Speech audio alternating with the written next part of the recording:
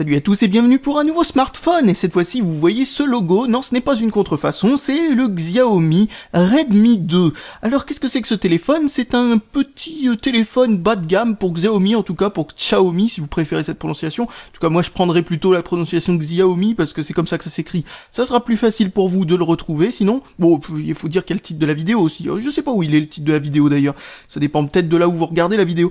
Qu'est-ce que j'étais en train de dire d'ailleurs à propos de ça? Oui, ce téléphone-là, un bas de gamme de chez Xiaomi, donc, c'est-à-dire qu'en fin de compte, il s'agit d'un Snapdragon 410. Alors, vous savez très certainement mon avis sur le Snapdragon 410 de Qualcomm, à savoir qu'il est quand même assez décevant, surtout pour le prix auquel il est proposé. Ce téléphone, on peut le trouver entre 150 et 130 euros, donc voilà, c'est quand même un téléphone assez cher. C'est du 4,7 pouces. C'est du 720p, il y a aussi 1 Go de RAM et 8 Go de ROM. Nous pouvons mettre une carte micro SD, il y a marqué jusqu'à 32 Go, même si ça peut aller très certainement beaucoup plus haut. Donc la batterie est dit comme étant du 2200 mAh et certainement du vrai 2200 mAh. En plus de ça, ils mettent quelques précisions supplémentaires derrière. Donc ça c'est plutôt bon, ça permet d'avoir plus de confiance, on va dire, en la quantité d'énergie contenue dans cette batterie. Donc avec une vraie 2200 mAh, logiquement, on devrait avoir une plutôt bonne autonomie. Dans ce que je peux arriver à discerner dans le chinois, je vois que ça fait le WCDMA 900, le 1900 et le 2100, donc ça fonctionne sans problème en France. Pour ce qui est du GSM, ça fait le 900 et le 1800, et en France, on utilise le GSM 900, donc pour la 2G, ça marche sans problème. Pour la 4G, par contre, ça ne fait pas le LTE 800 MHz, ça fait seulement les deux autres fréquences que nous avons en France. Donc ça ne marchera pas avec cette fréquence longue portée de la 4G, ce qui n'est pas trop grave non plus, mais voilà, tant pis, ça ne le fera pas. Chez Orange, je crois que c'est chez Orange et c'est SFR qu'ils utilisent cette fréquence-là, en plus de la fréquence 2600, il me semble. Donc vu qu'il y a les deux, bon, c'est pas trop grave, mais dans les endroits de faible densité où ils doivent utiliser seulement la 4G 800 MHz, vous ne l'aurez pas. Donc bref, bon, c'est qu'un petit point de détail a priori, étant donné que, bon, de toute façon, la 3G fait très bien son boulot, a priori, donc bon, comme vous avez une 3G complète là-dedans, ça ne devrait pas être problématique. Nous avons l'OTG, a priori, là-dedans, nous avons l'AFM, ça m'étonne. Nous avons le GPS, la GPS, alors bon, le GPS c'est juste du GPS classique, la GPS ça veut juste dire qu'il supporte le fait d'être assisté par les réseaux GSM pour avoir une localisation plus rapide si votre carte SIM est insérée dans le téléphone. Il fait aussi le GLONASS, c'est un truc qui s'appelle Beidou. Ensuite, il fait le Bluetooth, et je dis bien Bluetooth 4.0. Il fait bien sûr le Wi-Fi BGN, bon bref, la totale. Je pense que je l'ai déjà dit, mais il fait l'OTG, oui je l'ai déjà dit. Il a une prise jack, bien entendu. Il sait décoder les vidéos en 1080p, bon ça paraît logique en même temps. Donc je crois que nous avons fait le tour. Alors vous voyez que pour les caractéristiques, ce téléphone coûte assez cher. 130 € pour un téléphone qui est moins performant qu'un téléphone avec processeur Mediatek que vous pouvez trouver généralement dans le même type de prix, mais qui aurait le double de RAM et le double de ROM. Oui, voilà, c'est quand même assez cher payé. Mais là où on va voir si Xiaomi arrive à se démarquer, c'est sur le logiciel, parce que le logiciel, la partie logicielle de ce genre de téléphone est complètement différente. C'est Android 4.4, mais énormément modifié, et on va voir si ça justifie la différence de prix. Si ça ne la justifie pas, eh bien tant pis, si ça la justifie, pourquoi pas. Donc je vais essayer d'ouvrir ce truc là, parce que vous avez très certainement vu que, bizarrement, j'ai du cellophane dessus. Oh, est-ce que c'est chiant ça. Alors un truc à dire aussi, c'est que pendant le transport, rien ne bouge. Absolument aucun bruit, donc ça c'est déjà bien. Ensuite, regardons comment c'est emballé. Pas de mousse au fond pour essayer d'amortir les chocs, ça c'est pas bien du tout. Nous avons rien aussi pour absorber les chocs tout autour, et rien pour absorber les chocs ensuite en dessous. Donc le téléphone a intérêt à être solide s'il a envie de résister à certains transporteurs, et même à des transporteurs classiques. On va dire que si vous n'avez pas de bol lors du transport et qu'il se prend de gros chocs, je ne sais pas trop comment ça va réagir. Ensuite, nous avons une batterie ici, hop, une batterie assez épaisse, assez lourde, mais pas très grosse. Donc bon, en même temps, ça c'est normal, hein. C'est le format qui fait ça. Donc l'épaisseur en prend un coup à cause de la largeur assez petite, 4,7 pouces. Bon, c'est pas très petit non plus, hein. Donc là, a priori, c'est un gros câble micro USB, ouais, c'est ça, qui a l'air vraiment solide. Bon, sans avoir non plus beaucoup de choses pour appuyer mes dires, étant donné que je ne l'ai pas utilisé pendant 3 ans pour voir s'il mettait longtemps à griller. Hop, hop, hop, c'est parti pour essayer ce téléphone. Alors, au niveau du toucher, c'est très plastique. Nous avons un protège-écran que j'arrive pas à trouver à quel endroit il faut que je passe mon doigt pour enlever cette chose-là. Bon, je vais essayer par là. Voilà, c'est bon. Il n'y a pas de vrai protège-écran posé en dessous, et il n'y en a pas de fourni avec du tout. Voilà, voilà. Bon, le téléphone a l'air d'être sympathique. Qu'est-ce qu'il y avait sur le protège-écran? Rien de marqué du tout, donc non. Rien à vérifier ensuite. Donc, qu'est-ce que nous avons tout autour? Pop, pop, pop, pop, pop, essayons d'ouvrir. Voilà. Donc c'est très plastique, encore une fois. Vraiment très plastique, mais ça n'a pas l'air mal fabriqué pour autant. Hop, on va brancher ça. Tac. Et on va l'allumer. Donc, où est le bouton power? Ah, tiens, je vois qu'ils ont utilisé des boutons, vous savez, de ce type-là, qui sont sur le côté coque qui s'enlève. Mais regardez comment c'est fait. Ce sont des boutons qui ont été renforcés, etc., pour faire en sorte que on ne les arrache pas en ouvrant. Donc, on voit que certes, le téléphone fait un peu cheap à tenir comme ça et à utiliser. Enfin voilà, il a un toucher très plastique, encore une fois, je le répète. Mais on voit que le constructeur sait ce qu'il fait en termes de fabrication. Donc ça, c'est déjà bien. Alors la densité de pixels est plutôt bonne, étant donné que c'est du 4,7 pouces en 720p, et donc comme vous le savez, en 720p sur du 5 pouces, la densité de pixels est déjà pas mal du tout. Sur du 4,7 pouces, ça ne fait qu'augmenter cette densité. Donc s'ils ont bien choisi la dalle, et si c'est une bonne dalle, très certainement une dalle IPS, soit dit en passant, ça peut pas être autre chose à ce genre de prix, ou alors ça serait honteux, eh bien voilà, MIUI 6 s'est allumé. Et nous avons le choix que entre le chinois et l'anglais, donc bon voilà, fallait s'y attendre. C'est toujours comme ça. Donc nous avons accès que à Beidou comme clavier, ok, intéressant. Je savais pas qu'ils faisaient leur clavier chez Beidou, mais enfin, en même temps, ils font tellement de trucs chez Beidou. La connexion, oula, oui, alors là c'est vraiment en Wi-Fi, oui, en Wi-Fi, qu'est-ce que je raconte ? En chinois complet pour ce clavier, je n'arrive pas à comprendre ce qu'on me demande, donc c'est pas grave, je clique là, je sais pas ce que ça veut dire. C'est vraiment le genre de téléphone où il va falloir installer la version internationale du firmware soi-même, parce que sinon, c'est vraiment pas super adapté. Bon, ça se connecte, la liaison Wi-Fi a pas l'air d'être des meilleures en termes de réception. Habituellement, ici, je peux avoir un peu plus, même si ça reste dans la moyenne des téléphones que l'on voit habituellement. Bon, alors nous y sommes, nous voilà sur le bureau du téléphone, et nous voyons notamment que nous n'avons pas le Google Play Store, ce qui va être quand même légèrement problématique. Donc c'est typiquement le genre de téléphone où vous aurez besoin de faire des retouches, vous avez besoin de réinstaller un système d'exploitation, sauf si vous l'achetez sur un site internet qui le fournit pré-installé avec le Google Play Store et le firmware multilingue. A priori, vous aurez un petit peu de mal. Donc je vois qu'il y a une mise à jour. A priori, elle ne devrait absolument pas régler le problème, étant donné que, d'ailleurs, nous avons la liste des changements. C'est vraiment bien foutu, par contre, ça en particulier. C'est-à-dire que le système a l'air vraiment d'en faire des tonnes en termes de professionnalisme. C'est vraiment réservé au marché chinois. Et si on est dans notre marché à nous, un peu difficile, notamment par le manque de notre langue et le manque de Google Play Store, encore une fois. Donc voilà, il n'y a plus qu'à voir ce que donne le firmware en termes de qualité, et je vais revenir pour vous montrer s'il y a vraiment besoin, comment installer le firmware, on va dire, en multilangue. Donc comme je l'anticipais, ce genre de téléphone est quasi impossible à utiliser par quelqu'un qui n'habiterait pas en Chine et qui ne serait pas chinois notamment, parce qu'il faut connaître la langue, etc. Sinon on ne peut pratiquement rien installer vu qu'il n'y a pas de store adapté à nous, et en plus de ça, le clavier lui-même n'est pas du tout adapté, même pour écrire en anglais. Donc comme prévu, c'était complètement inutilisable comme ça.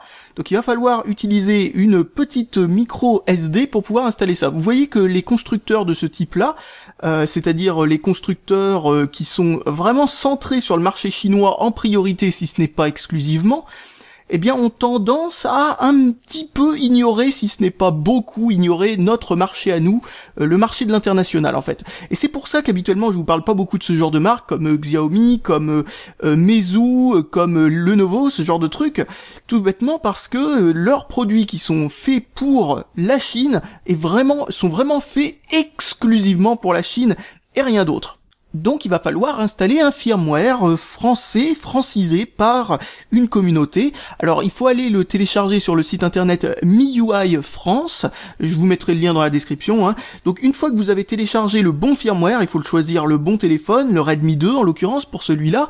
Ensuite il faut choisir la bonne version du téléphone parce qu'il y a deux versions, la version avec la 4G, enfin plutôt la 3G chinoise, et la version avec la 3G européenne. La 3G européenne s'appelle WCDMA. Donc il faut télécharger cette version-là. Puis ensuite, le fichier .zip que l'on a trouvé, enfin que l'on a téléchargé, il faut pas le décompresser, faut le garder tel qu'il est, le renommer update.zip et le mettre dans une carte micro SD. Puis ensuite, votre carte micro SD, vous avez plus qu'à l'insérer dans le téléphone. Alors bien entendu, faut avoir renommé le fichier, faut l'avoir mis à la racine de la carte SD, c'est-à-dire pas dans un dossier, directement dans la carte SD brute comme ça. Vous remettez la batterie, je vous conseille aussi de remettre le capot, ça serait pas mal en cas de problème du genre oups la batterie est tombée.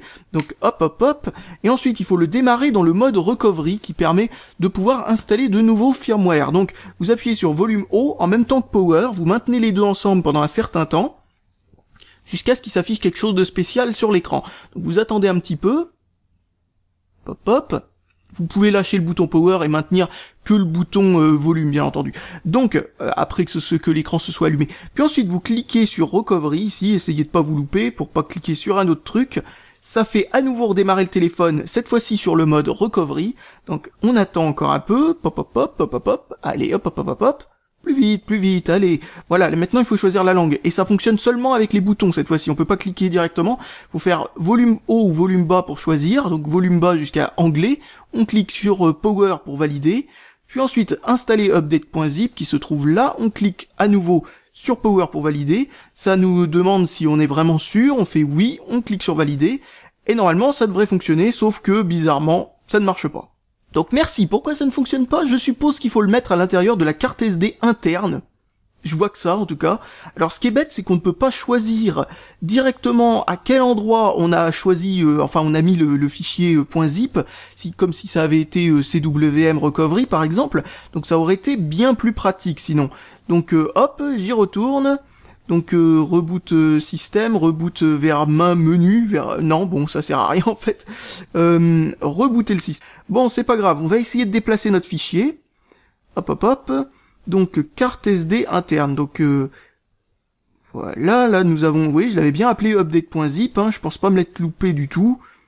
Donc on va le déplacer, enfin on va plutôt le copier, hop copier, tac, le mettre dans la mémoire interne. Alors je sais pas trop comment on fait, où est-ce qu'est le dossier de mémoire interne. Donc le dossier mémoire interne, on va cliquer là, voilà, internal storage, visiblement c'est là.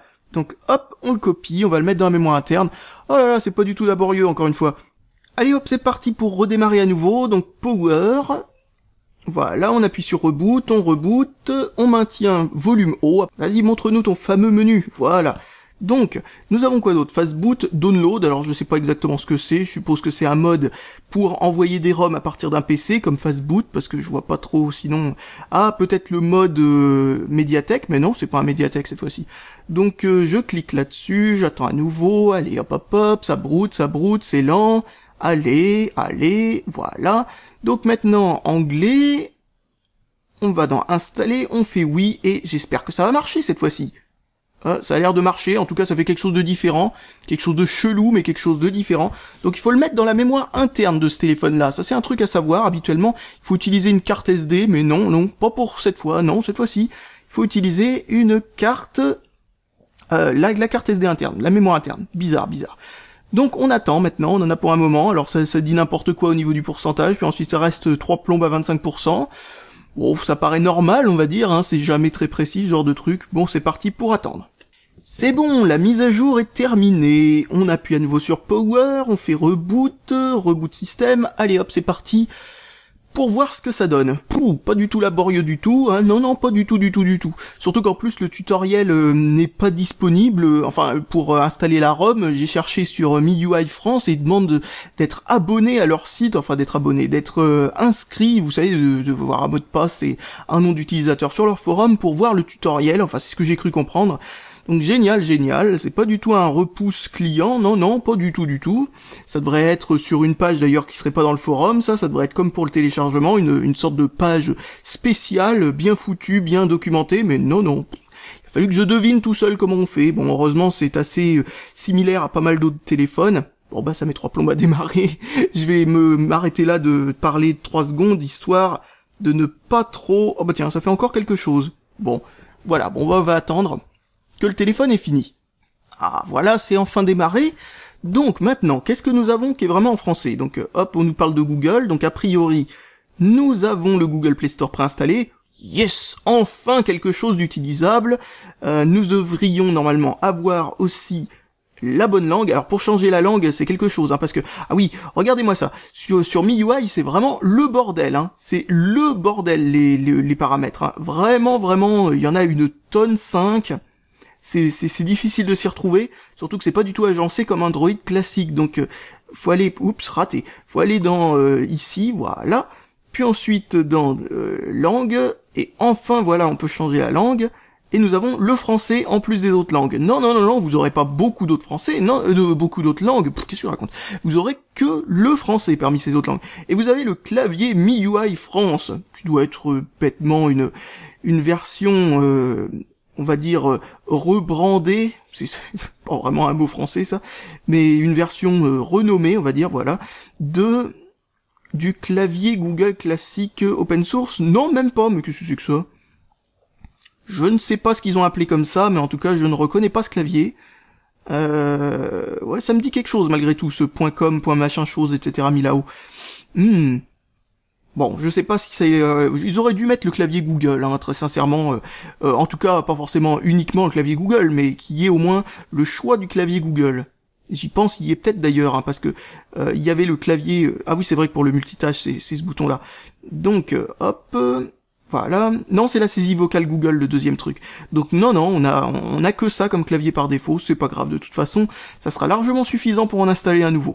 Donc voilà. Maintenant, le téléphone est tout à fait utilisable, et on va logiquement pouvoir utiliser son compte Google.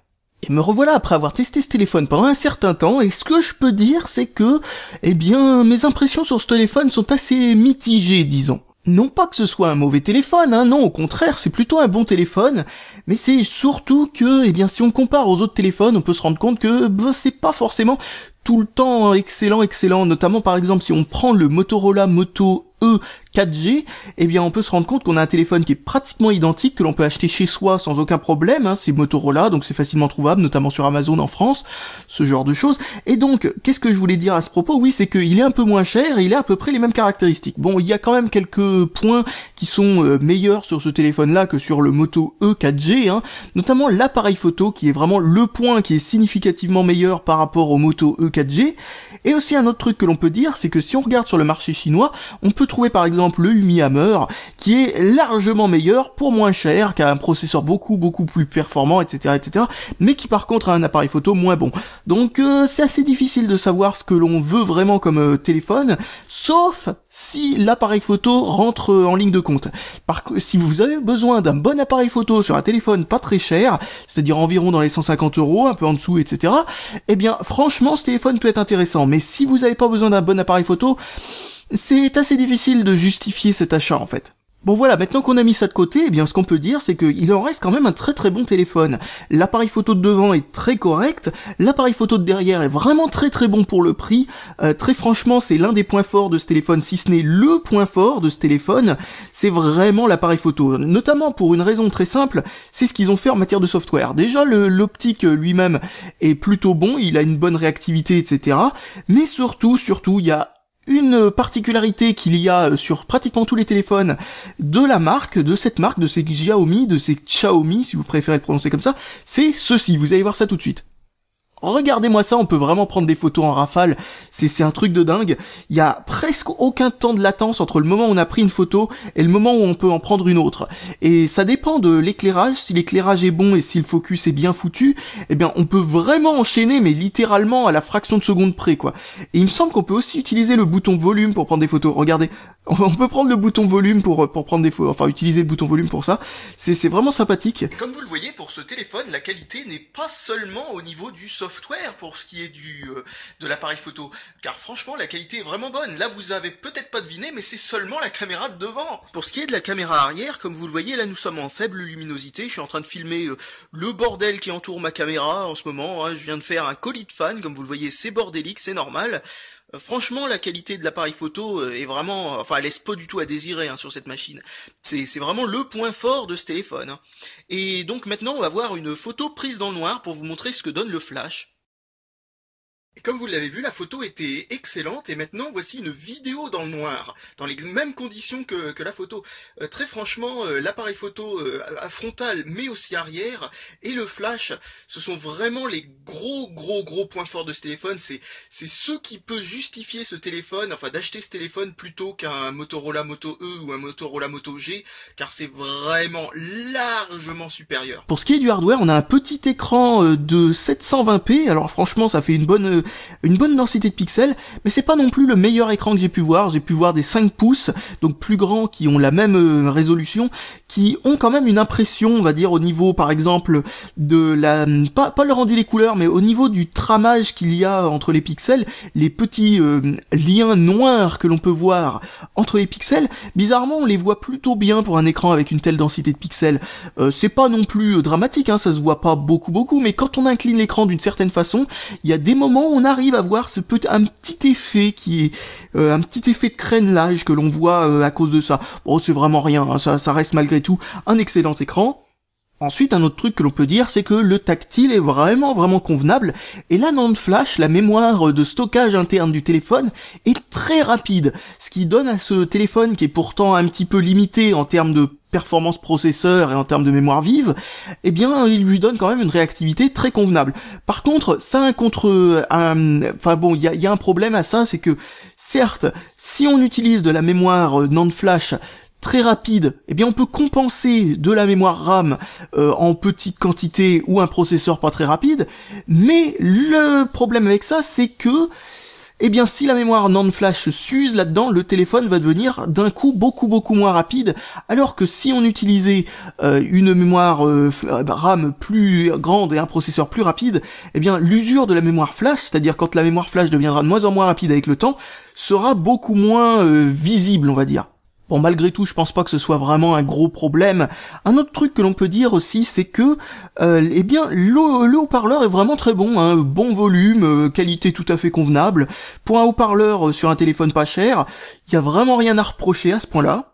Maintenant, dans les mauvais points hardware, pas vraiment des gros mauvais points, mais des petits points quand même un petit peu embêtants, le Wi-Fi n'est pas le meilleur que j'ai pu voir, même s'il est convenable, il y a pas de problème avec ça, mais il est juste pas forcément extrêmement performant, et c'est pareil pour l'antenne GSM, c'est-à-dire qu'en fin de compte, bizarrement, la 4G, ce qui est le signal que je reçois avec l'intensité la plus faible là où je suis, eh bien bizarrement il n'arrive pas à l'accrocher là où je suis ce téléphone, alors que c'est vraiment peu commun parce que tous les autres téléphones que j'ai pu tester, aucun problème avec la 4G, donc il y a une petite faiblesse là-dessus. Alors maintenant, du côté du software, dans les bons points au niveau du software, ce qu'on peut dire, c'est que le téléphone est généralement très fluide, y a vraiment pas de problème avec ça, ça vient en partie de la NAND flash, mais aussi le software, on voit que ça a été plutôt bien maîtrisé, mais par contre, il y a quand même quelques problèmes au niveau du software, notamment par exemple la consommation de RAM, qui est quand même vraiment très importante pour un téléphone avec si peu de RAM, quand même, on va dire que, enfin, si peu de RAM, je veux dire, 1 gigaoctet de RAM, c'est pas grand chose, mais ça va quand même. Logiquement, la plupart des téléphones arriveront à avoir entre 400 et 600 mégaoctets de libre pour faire fonctionner les programmes. Ce qui est largement suffisant si c'était à ce niveau-là. Problème, là on est plus dans les 300, 400 en moyenne. C'est vraiment assez faible. On va d'ailleurs fermer tous les programmes qui sont actuellement ouverts. Et là on voit que seulement 293 MO de RAM sont libres actuellement, même après avoir fermé tous les programmes qui étaient en arrière-plan. C'est vraiment pas top. On aurait pu mieux faire, ça c'est clair. Alors je crois que c'est inutile de le préciser, mais un mauvais point sur le software, c'est le fait que, il a été adapté très péniblement en français. Il faut bien entendu installer le firmware soi-même. Certains sites le vendent avec le firmware français déjà préinstallé, mais a priori il faudra le refaire parce que c'est peut-être pas la bonne version, celle qui fonctionne vraiment bien, ce qui se met à jour toute seule, ce genre de truc. Un deuxième truc, c'est que c'est vraiment pas du tout adapté au service Google, c'est-à-dire qu'en fin de compte, il y a plein de programmes qui sont censés, notamment par exemple Google Keep, le truc que je me sers pour prendre des notes, qui sont censés se rafraîchir automatiquement avec les serveurs donc de Google pour synchroniser tous les téléphones, tablettes, etc. que vous avez en votre possession les uns avec les autres. Eh bien là, le rafraîchissement est périodique, etc. C'est pas exactement pareil. Un autre truc, c'est que le Google Play Store vous demande toujours, à chaque fois que vous installez un programme, même si c'est un petit programme de rien du tout, il vous pose tout le temps la même question. On va prendre un programme au hasard. Bon, si j'arrive à trouver un programme, on va aller dans le jeu, ça ira plus vite. Allez hop, un jeu gratuit au hasard. C'est nouveau ça. D'accord. Je viens de cliquer sur la vidéo, je voulais pas. Donc vous faites installer et habituellement on vous demande d'accepter, etc. Vous acceptez. Et ça apparaît que si vous avez un gros programme à télécharger normalement. Ça n'apparaît pas si c'est un petit programme de quelques KO. Et ben là par contre, eh bien ça vous le demande à chaque fois. Donc vous devez à chaque fois doublement valider chaque programme que vous installez, accepter les permissions, puis ensuite cliquer là-dessus. Ça peut devenir un petit peu redondant et un petit peu chiant. Et c'est pas le seul truc qui déconne avec les services Google, il y a aussi plein d'autres trucs, notamment par exemple, si vous voulez utiliser Google Drive pour avoir donc des fichiers dans le cloud et ensuite pouvoir les mettre en pièce jointe dans un email, ce genre de choses, eh bien ça fonctionne pas forcément toujours avec tous les programmes, parce qu'il y a visiblement une fonction qui permet donc de pouvoir, vous savez, faire en sorte que différents programmes annexes, comme Google Drive par exemple, permettent de s'associer à un autre programme pour pouvoir récupérer des données qui sont dans un autre programme, encore une fois comme Google Drive, et transférer automatiquement dans un autre programme qui fonctionne pas exactement comme ça fonctionne normalement dans Android classique. Donc ça, c'est un petit problème que l'on peut voir avec ça. Il y a plein de petites fonctions associées plus ou moins au service Google, mais aussi à d'autres services comme Dropbox ou je ne sais pas quoi, qui fonctionnent pas exactement comme on voudrait qu'ils fonctionnent avec ce firmware. Alors maintenant, dans les graves problèmes, il y a vraiment quand même quelques petits trucs. C'est les notifications, par exemple, de certains programmes, comme par exemple le gestionnaire de page Facebook ou ce genre de trucs. Eh bien, elles ne viennent jamais. On sait pas pourquoi, elles ne viennent pas. Il faut ouvrir le programme et là, pof, elles apparaissent tous d'un coup. Donc voilà un problème qu'il peut y avoir là-dessus. Un autre problème assez grave, c'est qu'il y a un market qui est préinstallé là et qui vous fait mettre à jour des applications qui sont déjà à jour. Pourquoi ils font ça? Est-ce que c'est pour installer des virus? Qu'est-ce que c'est le concept? Je ne sais pas.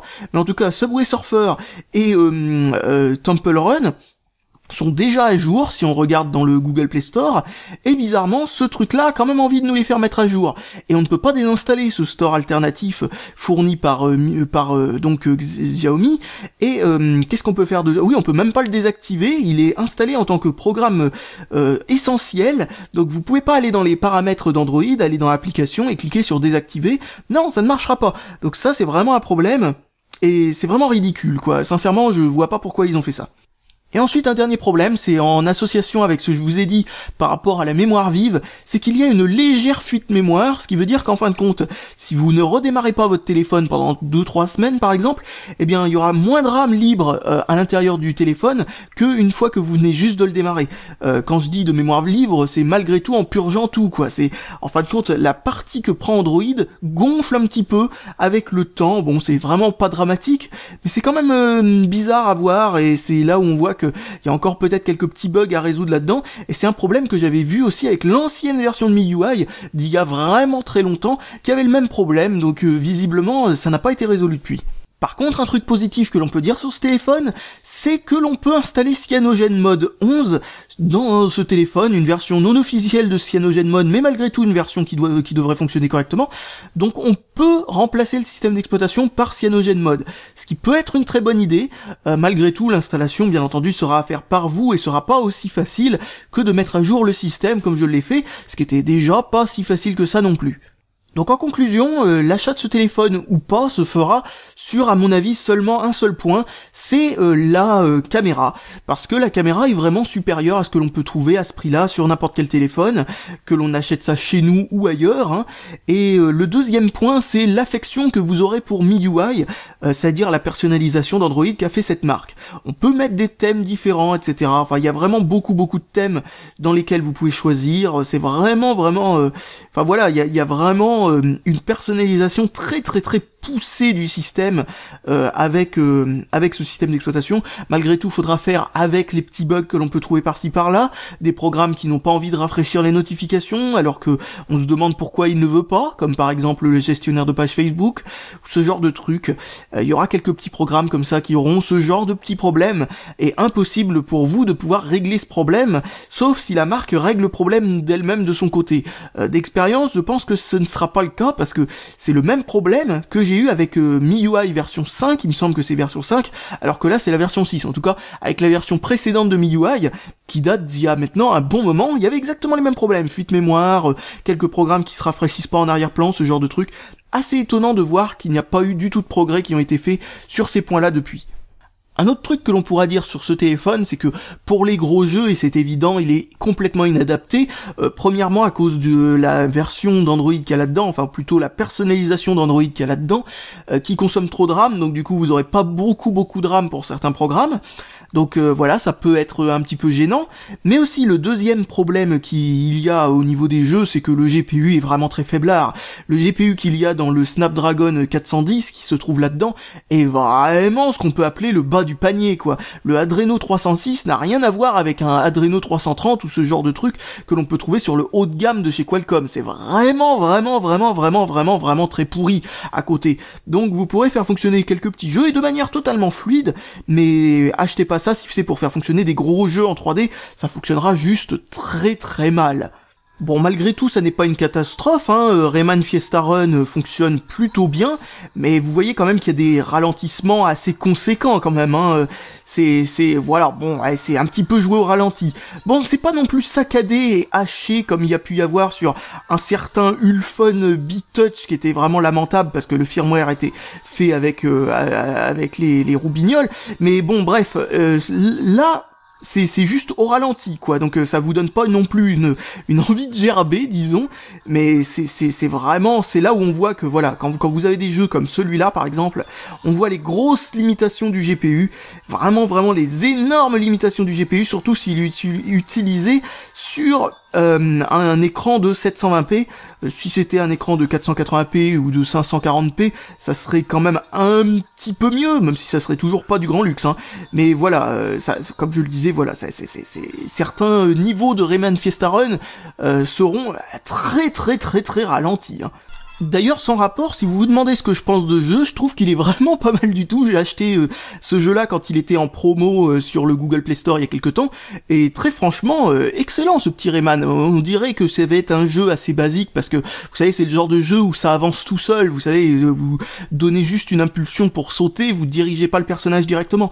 Et ben, malgré tout, franchement, c'est excellent, parce que le level design, et c'est là où vraiment ce jeu-là montre qu'il a été fait par des gens qui savent faire des jeux.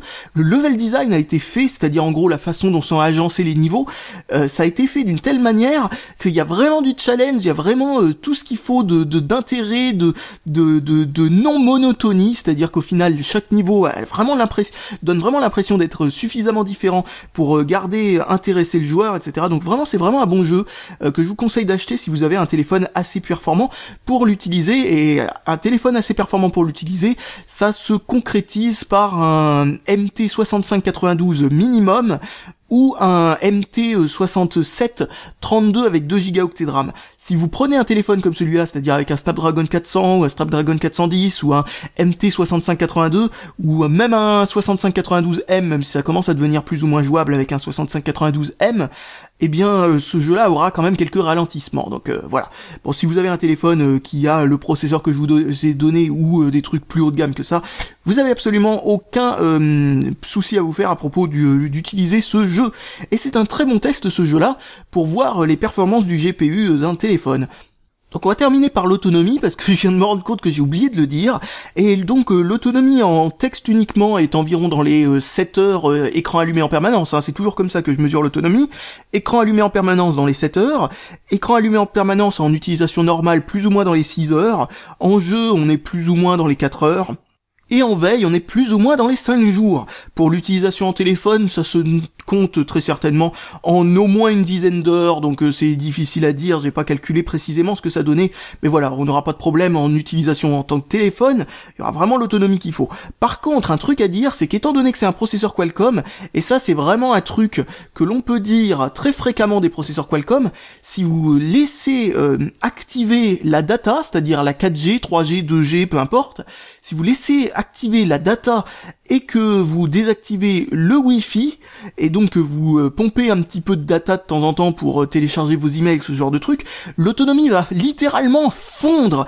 Et en veille, c'est-à-dire écran éteint en permanence, vous passez de 5 jours à seulement 2 jours. Donc vous voyez un petit peu le niveau de différence qu'il y a, et ça vient pomper aussi dans l'utilisation, en utilisation normale, c'est-à-dire en utilisation avec écran allumé.